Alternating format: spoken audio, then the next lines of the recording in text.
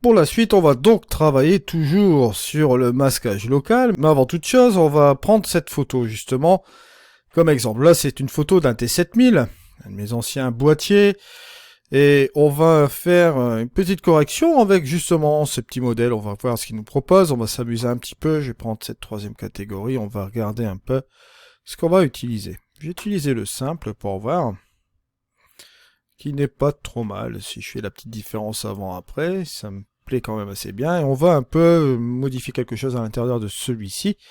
On va aller donc dans le mode édition, bien sûr. Et là, je suis directement dans l'optique. Je vais vous montrer un petit truc.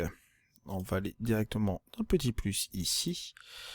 Alors, l'optique, vous avez les corrections de distorsion automatique. Bon, là, ici, dans ce cas-ci, vous allez voir, ça va pas apporter grand-chose. Ici, je sais pas si vous voyez là, à l'écran, vous avez ici une belle aberration chromatique qui se situe juste au bord, là, et juste ici. Là, si je vais appuyer sur la suppression des aberrations chromatiques, vous allez voir une petite différence. Voilà, juste comme ceci. Et là, elle est partie. Et même ici, au niveau du bord, c'est parti. La suppression des franges. Bon, suppression des franges, je vais pas vous l'apprendre, bien sûr. Il s'agit d'une possibilité d'enlever des halos lumineux ou bien du bruit sur certains bords aussi également. Ça peut se situer aussi aux alentours. Bien sûr, vous les trouvez ici. Bon, je ne reviendrai pas sur ces trois fonctions-là, d'accord, distorsion de l'objectif, puisqu'elle a été faite directement. Vous avez aussi deux réglages de vignettage aussi également, pour régler le vignettage, si ça c'est pas correctement appliqué. Je vous rappelle bien sûr que cette option est valable uniquement sur les fichiers RAW, bien sûr.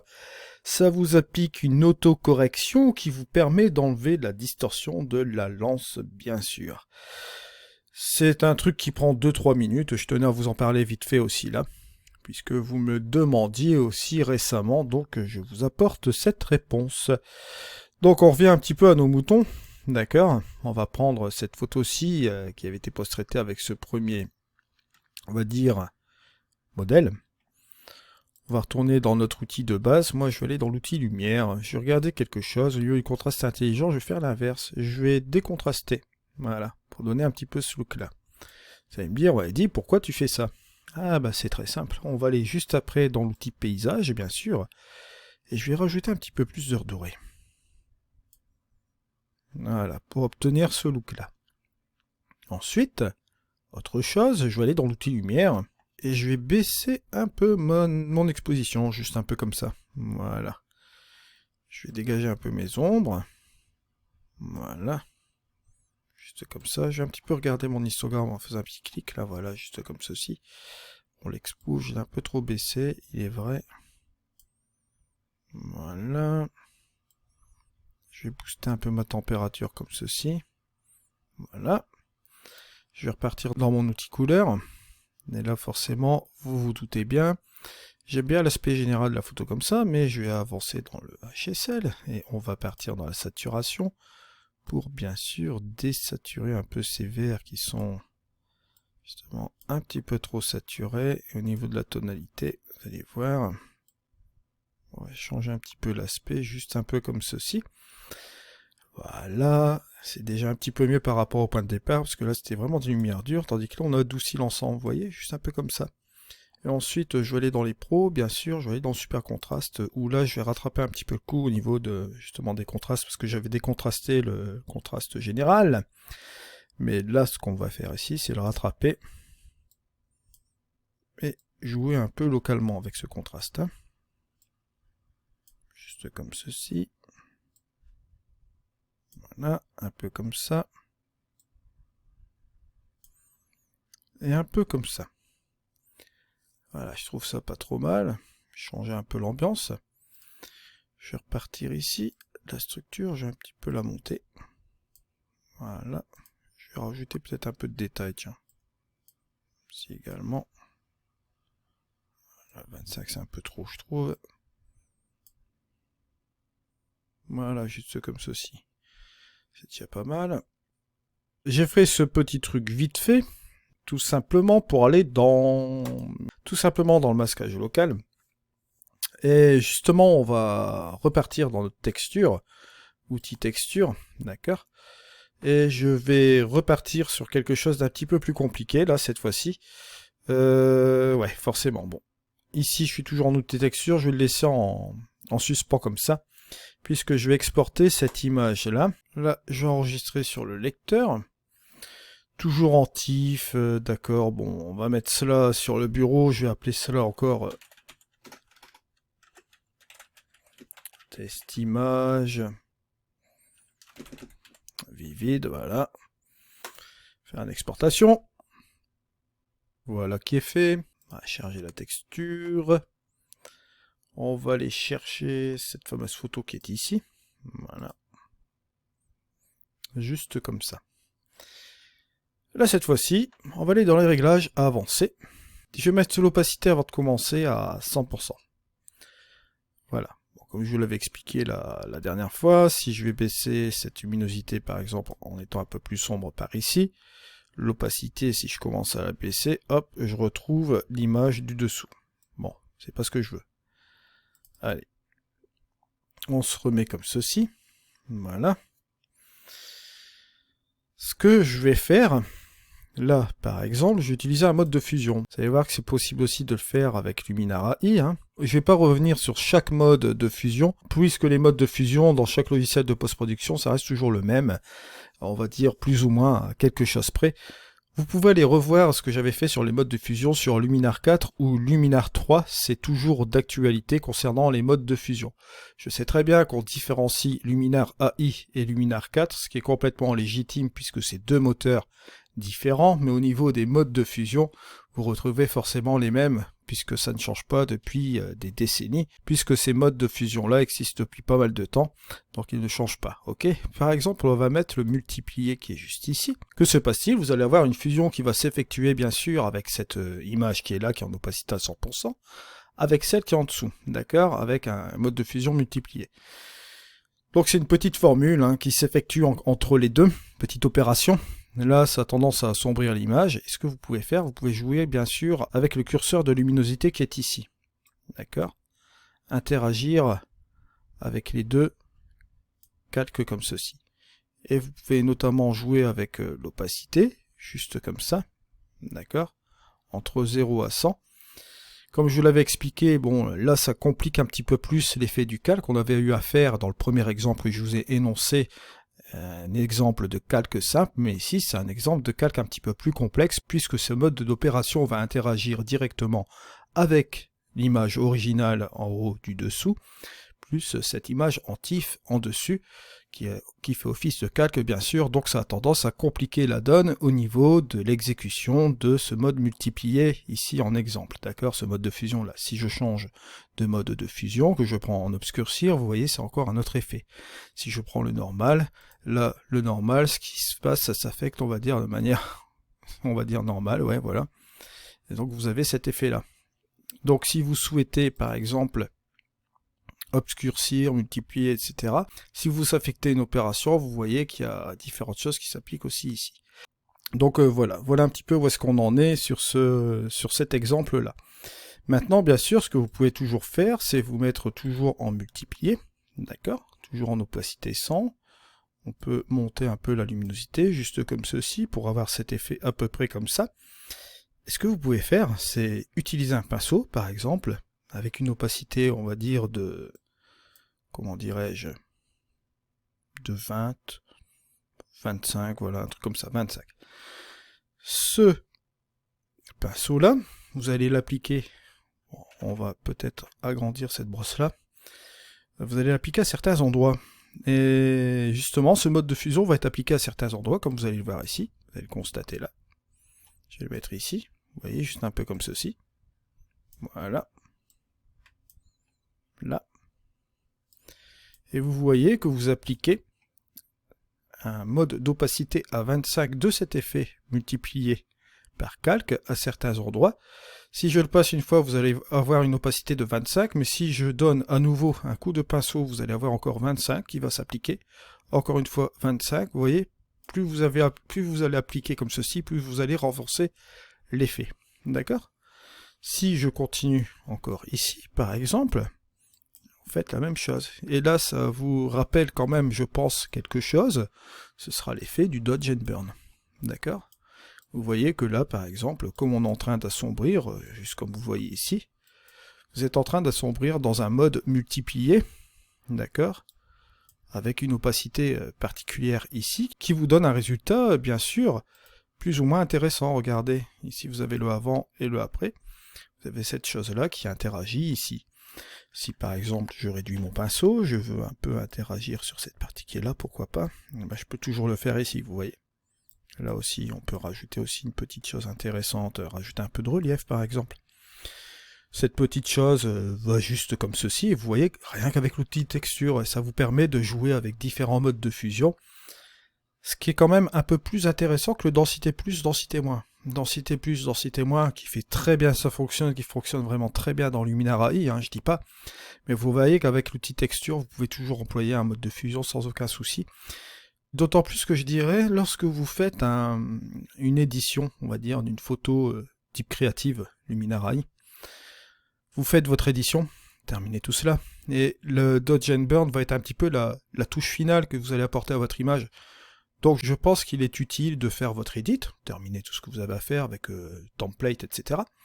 Vous exportez votre TIFF, vous importez dans une texture qui est ici, et vous pouvez travailler votre image tranquillement sur des petites finalités comme celle-ci.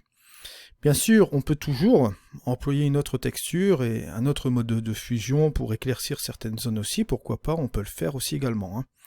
Et là, bien sûr, ce que vous pouvez faire, regardez en finalité, là bon, je l'ai mis en luminosité positive aussi, donc on a l'effet du mode de fusion qui va avoir tendance à assombrir, mais bon, on rattrape un peu de luminosité, d'accord, grâce à ce curseur qui est ici. Mais si vous voulez encore un petit peu assombrir, vous voyez, vous pouvez le faire là comme ceci.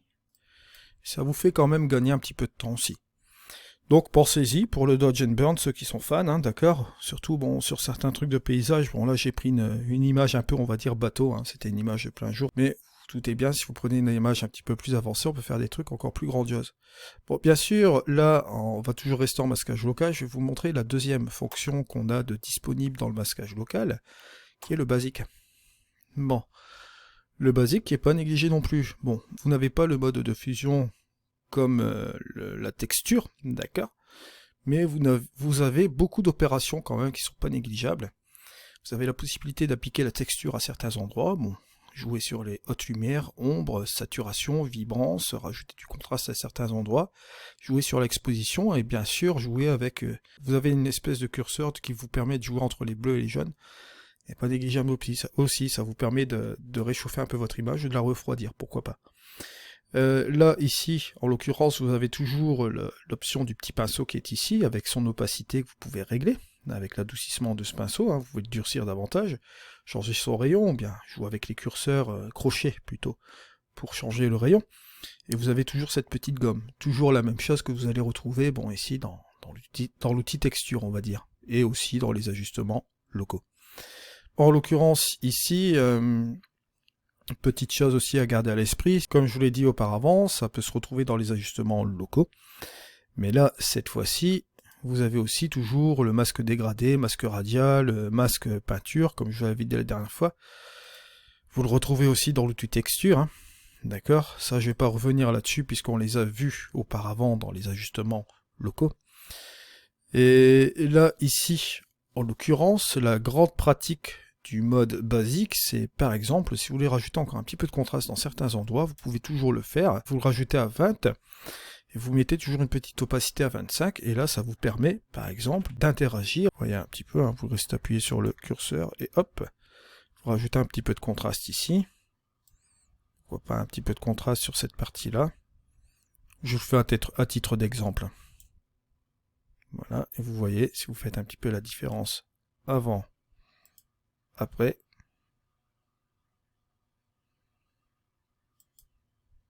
Bon, bien sûr, là, la différence ne sera pas marquée parce que je l'ai mis à 25. On va le mettre à 55 pour voir une grosse différence. Et là, je vais ajouter cela ici. Voilà.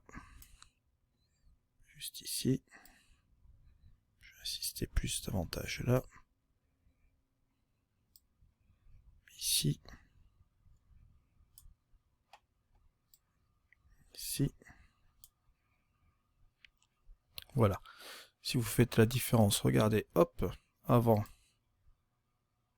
après, vous voyez qu'il y a une légère différence au niveau du contraste.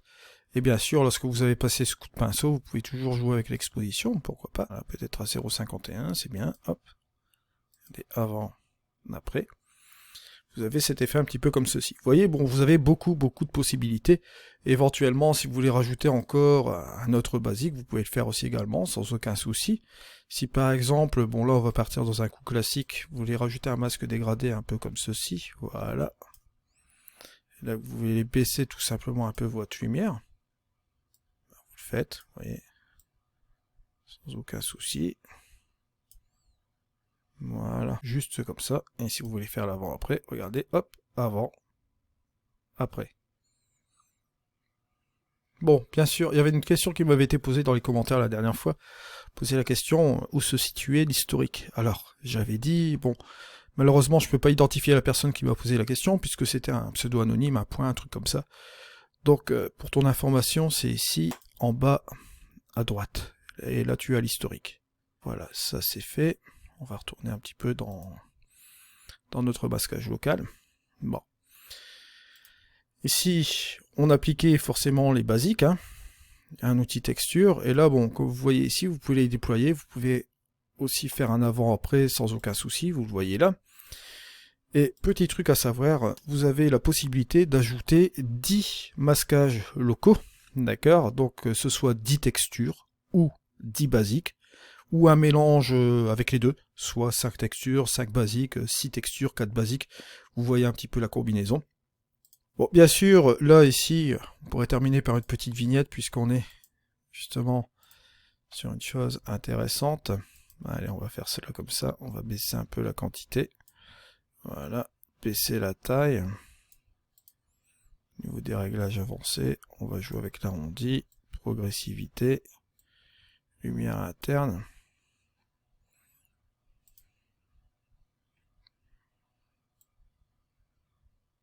Vous voyez, malgré qu'il a eu dans la tronche, on va dire, 3 ajustements locaux comme des espèces de calques, trucs comme ça, il continue quand même à tourner super bien, ce qui est quand même une bonne note avec ce logiciel quand même, hein.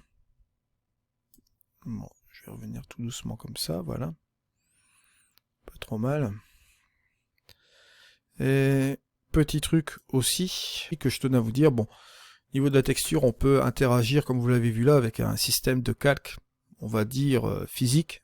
Si, bon, j'aime pas faire la comparaison, comme je l'avais dit déjà la dernière fois, avec Luminar 4, puisque c'est pas la même chose, c'est pas le même objectif avec Luminar AI. Ici, la texture, ça pourra faire office de remplacement de calque physique, calque analogue. D'accord, pour ceux qui connaissent le calque analogue, bon ben, ça va faire office de cela.